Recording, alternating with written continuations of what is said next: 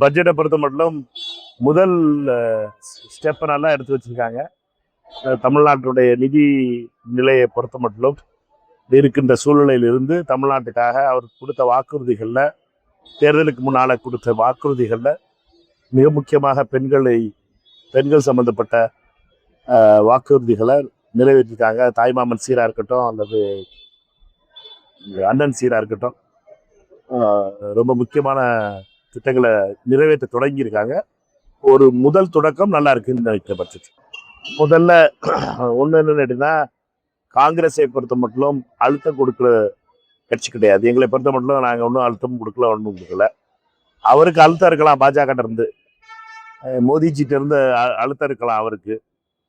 அவர் delimitation அவர் பாஜக கொண்டு வர்றத, மோடி சொல்றத, அமித்ஷா கொண்டு வர்றத திரு அன்புமணி ஆதரிப்பாரான்னு நீங்க கேள்வி கேட்டிருக்கணும். கேள்வி கேட்டீங்கன்னு தெரியல. அடுத்து வந்தாருன்னா கேள்வி கேளுங்க அவர்கிட்ட.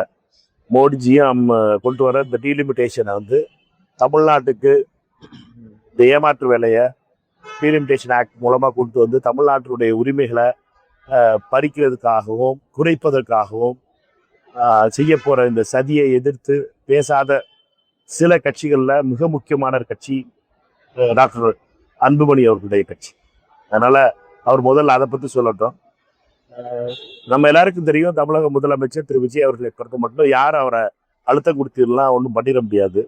அவரை பொறுத்த மட்டும் எந்த ஒரு அழுத்தத்துக்கும் ஆளாகாதவர். அவரை பொறுத்த மட்டும் மிக தெளிவாக இந்த முடிவு எடுத்திருக்கிறார். அனைத்து கட்சிகளையும் கூட்டி ஒரு கூட்டணி கட்சியை ஒரு கூட்டலை நினைச்சிருந்தா கூட்டணி கட்சிகள் மட்டும் காங்கிரஸ், கம்யூனிஸ்ட் கட்சிகள், மார்க்சிஸ்ட், பிசிகே மற்றும் மறுமலர்ச்சி திராவிட முன்னேற்ற கழகம், இந்த 21 நாடாளுமன்ற உறுப்பினர்கள் மட்டும் அழைச்சிக்கலாம். ஆனா அவர் முதலமைச்சராக ஏறக்குறைய நான் 12 வருஷமா நாடாளுமன்ற உறுப்பினராக இருக்கேன்.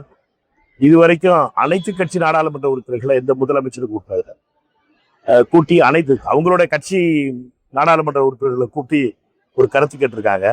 ஆனா முதல் முறையாக அனைத்து கட்சி நாடாளுமன்ற உறுப்பினர்களையும் கூப்பிட்டு ஒரு விஷயத்தை பத்தி விவாதிக்கணும் அப்படின்னு சொல்றது ஒரு நல்ல பிகினிங், இது நல்ல துவக்கம். என்னை பொறுத்த வரைக்கும் பல மாநிலங்களில் நடக்கிற ஒரு மிக முக்கியமான நிகழ்வு. அதை திரு அன்புமணி கொச்சைப்படுத்துவது என்பது உண்மையிலேயே ரொம்ப வருத்தமான விஷயம். அதாவது பல மாநிலங்கள்ல இது மாதிரி ஒரு நிகழ்வு நடந்துகிட்டு இருக்கும்போது தமிழ்நாட்டில் முதல் முறையா நடக்குது. எனக்கு தெரிஞ்சு 2009 எம்பியா இருக்கேன். இது வரைக்கும் அனைத்து கட்சி நாடாளுமன்ற உறுப்பினர்களை கூப்பிட்டு இது வரைக்கும் எந்த முதலமைச்சரும் 5வது முதலமைச்சர் நான் பார்க்கிறேன், 5வது முதலமைச்சர் யாரும் அனைத்து கட்சி எம்பிக்களை கூட்டக்கூடாது. அது எந்த விஷயத்துக்குங்கிறது வேற. ஆனா டீலிமிட்டேஷன்ங்கிறது மிக மிக முக்கியமானது. தமிழ்நாட்டினுடைய வருங்காலம் சம்பந்தப்பட்டது. காவிரி பிரச்சனையை பற்றியோ அல்லது மேகதாது பிரச்சனையை பற்றியோ திரு அன்புமணி அவர்களும் அரசியல் பண்ணணுங்கிறதுக்காக ரொம்ப துடிச்சுக்கிட்டு இருக்காரு. அவர் துடிச்ச விதி என்னன்னு கேட்டீங்கன்னா, தண்ணியை திறந்து விட்டாங்க.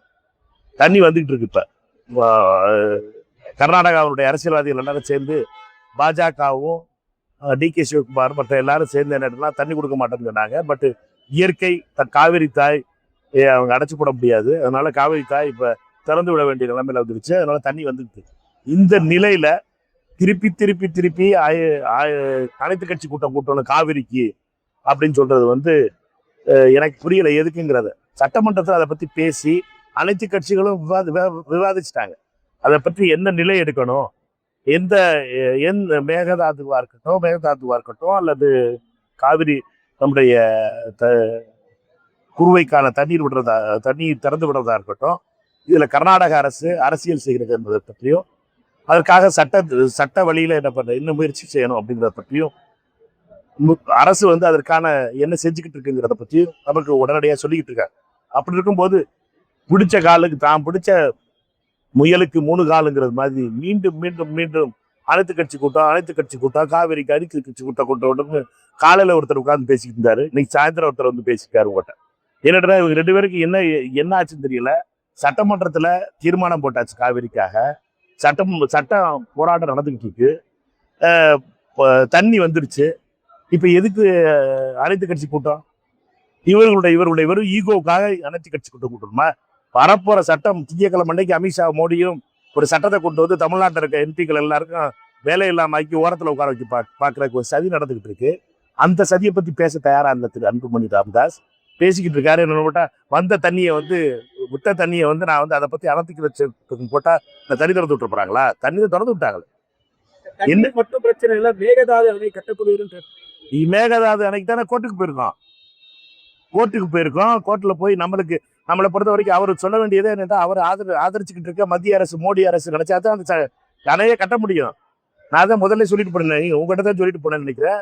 அவரு மேகதாது பெட்டலைன்னா மோடிஜியை பார்த்து எல்லா எம்பிக்களும் பார்த்துக்கிட்டு இருக்காங்க. தமிழ்நாட்டில் இருந்து சில எம்பிக்கள்லாம் போய் மோடிஜிட்ட டயம் கேட்டுக்கிட்டு இருக்காங்க. அவர்கிட்ட போய் பார்த்து நீங்க மேகதாது கட்ட அனுமதி கொடுத்தீங்கன்னா உங்க அரசாங்கத்தை விட்டு நான் ஆதரவு விளையிடுவேன் அப்படின்னு சொல்லி அன்புமணி ராமதாஸ் சொல்லிட்டு வந்துருக்கலாமே. 4 நாள் அப்ப அவர் டெல்லியில இருந்தாரு. ஏன் அதை பண்ணாம இருக்காரு? ஏன் இங்க வந்தவொடனே மட்டும் அரசியல் தேவையில்லாத அரசியல் பண்ணணும்? காவிரியை வச்சு அரசியல் பண்ணணும், மேகதாதை வச்சு அரசியல் பண்ணுங்கிறத விட்டுட்டு நம்ம எல்லாரும் சேர்ந்து தமிழ்நாட்டுக்கு நல்லது பண்ணணும்னு நினைக்கிற முதலமைச்சரோட ஆதரவு கொடுக்கணுங்கிறது என்னுடைய கருத்து.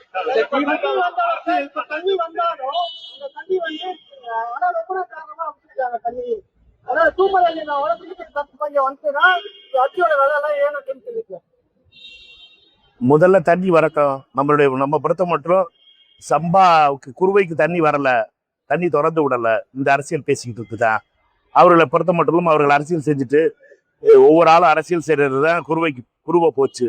இப்ப சம்பாவுக்காவது தண்ணியை கரெக்டான நேரத்துல திறந்து விடுவோம். தமிழ்நாட்டில் நல்லா மழை பெய்யணும், கரெக்டான நேரத்துல மழை பெய்யணும், சாமியை கும்பிடுவோம். மழை பெய்ஞ்சு கரெக்டான நம்மளுடைய விவசாயிகளுக்கு நஷ்டம் வராம இருக்கணும் பார்க்கட்டும். அவர் பாட்டுக்கு செல்ஃபி வீடியோ போடுறது அவருக்கு வேலையா இருக்கு. அவரை போய் நம்ம பாட்டுக்கு அவர் சொல்றதுக்கெல்லாம் நீங்க யோசிச்சு பேசிக்கிட்டு இருந்தீங்கன்னா விவசாயிகள் கஷ்டப்பட போறது கடைசியா விவசாயிகளை தான்.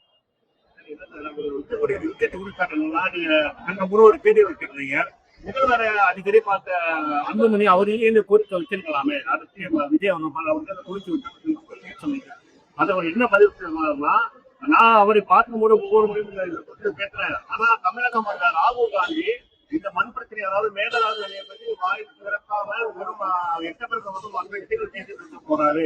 இதை குறித்து அவர் பதில் சொல்லுவாங்க. நான் திருப்பி சொல்லிட்டேன், இது மேகதாது கட்டக்கூடியது 3 பேரோட பிரச்சனை.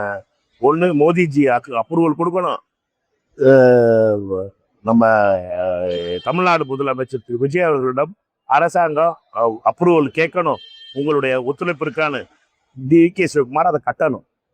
3 பேரோட சம்பந்தம். இதுல 2 பேர்கிட்ட போய் சொல்ல வேண்டிய பொறுப்பு மோடி அவர்கள்ட்ட அன்புமணிக்கு இருக்கு. அன்புமணி அவர்களை பொறுத்த மட்டும் மோடிஜிட்ட போய் நீங்க கணையை கட்டக்கூடாதுன்னு சொல்லுவாரா? நான் கேட்கிற கேள்வி அதுதான். அந்த செய்ய மாட்டாரு. திருப்பி பாத்தீங்கன்னா ராகுல் காந்தி, பிரகாஷ் காரத்,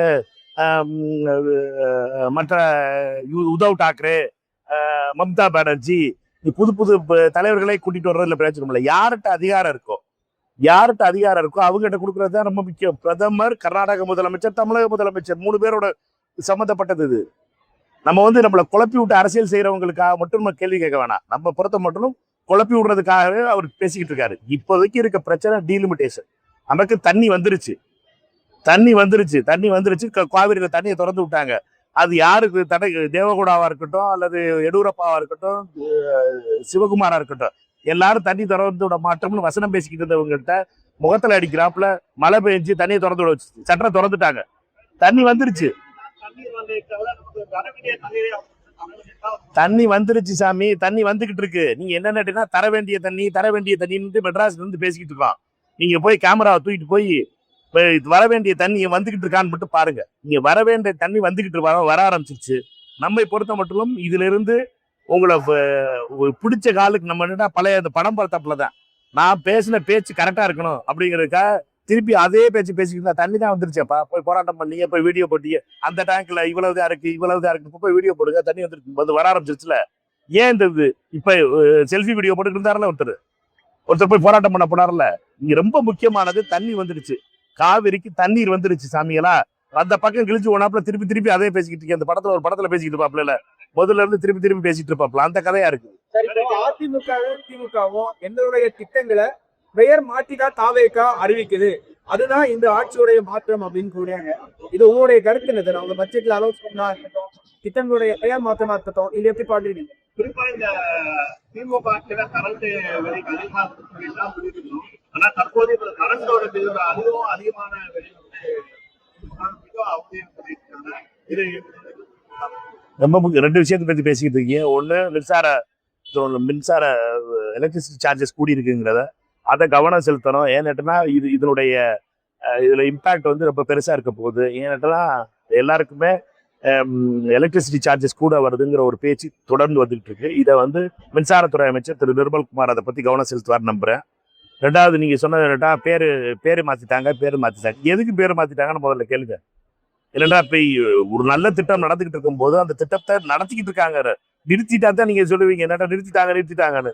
இப்போ வந்துட்டு பேரை மாத்திட்டீங்கன்னா சிச்சம் நடந்துகிட்டு இருக்குல்ல. மக்களை பொறுத்த வரைக்கும் நீங்க வந்து பெரிய பேர் வச்சிருந்ததுலாம் மக்களுக்கு ஞாபகம் கிடையாது. நாங்களும் தான் மகாத்மா காந்தி 100 தேசிய ஊரக வேலை வாய்ப்பு திட்டம் சொல்லிட்டு இருந்தோம். மக்கள் சாதாரணமா 100 நாள் வேலைம்பாங்கன்னா கம்மா வேலைனாங்க. அவங்கள பொறுத்த வரைக்கும் வேலை கிடைக்கணும். இப்ப வேலை கிடைக்கலன்னா கம்மா வேலை கிடைக்கலன்னு சொல்ல போறாங்க. இப்ப ஜிஜாராம் என்னமோ பேர் வச்சிருந்தாங்க பிஜேபி காரங்க. மக்களை பொறுத்த வரைக்கும் வேலை கிடைக்கலன்னு சொல்ல போறாங்க. நம்ம பொறுத்த பெயர் முக்கியம் இல்ல, வேலை முக்கியம்.